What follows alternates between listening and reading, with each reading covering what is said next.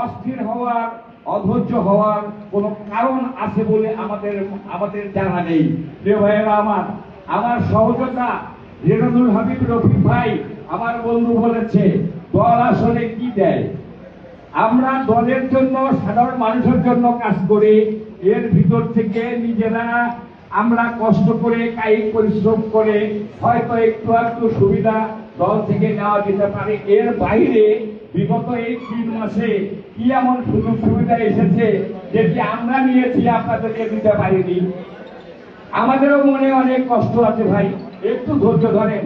আমাদের অনেক সহযোদ্ধা সহকর্মী রয়েছে যাদের 5 বছর ধরে জেল হয়েছে অলরেডি, ওনারা তো আপিলে আছে। এখন মামলা নিষ্পত্তির জন্য আমরা ঢাকায় প্রেরণ করেছি। আমরা জানি না এই মামলাগুলো এখনো শেষ হয়েছে নাকি এইরকমই অবস্থায় রয়েছে। তো প্রিয় ভাইয়েরা, আমার একটু ধৈর্য ধরতে হবে।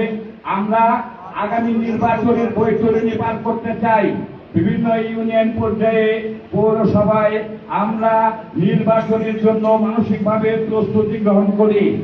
এখনো ইতিমধ্যে আমরা জানতে পেরেছি আবারও নতুন করে গুপ্ত সংগঠন, তাদের যে মহিলা টিম আছে, অর্থাৎ তালিম টিম না আলিম টিম কি বলে আমি জানি না, এই তালিম টিমেরা কিন্তু বাড়ি বাড়ি যাচ্ছে। আর আমরা আমাদের নেতা কর্মীরা ব্যস্ত, কে কার গ্রুপে কাকে ভারী করব, কে কোন আওয়ামী লীগ, ছাত্রলীগ, যুবলীগকে শেল্টার দেব। আমি বলে সাবধান হয়ে যান। আমরা গোবিন্দগঞ্জের মাটিতে নতুন করে আর কোন ষড়যন্ত্র হতে দেব না। যারা বিগত সময়ে গোবিন্দগঞ্জকে 17 বছরে আমাদের বাড়িঘর ছাড়া করে রেখেছিল, যারা আমাদেরকে পরিবার থেকে বিচ্ছিন্ন করে রেখেছিল, তাদেরকে অন্তত গোবিন্দগঞ্জের মাটিতে আমরা আর নতুন করে দেখতে চাই না। আমরা ঐক্যবদ্ধ থাকবো ইনশাআল্লাহ।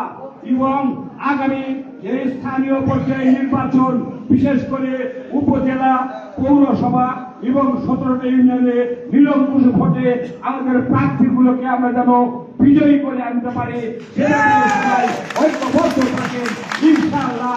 একটা বৃহৎ ঐক্যই বিজয় আমাদেরকে নিয়ে আসবে। বৃহৎ ঐক্যের মধ্য দিয়ে আমাদের আসলে অর্জন সম্ভব হবে। আজকের এই আলোচনা এবং আজকের এই মত বিনিময় সভা আমাদের ভুল ত্রুটি হয়েছে, আমি ক্ষমা চেয়ে নিচ্ছি।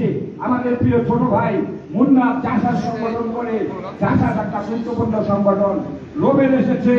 আমরা কৃষক দলের দায়িত্বশীল নেতৃবৃন্দকে কাউকে এখানে পাইনি। এখানে আমাদের মৎস্যজীবী দলের যে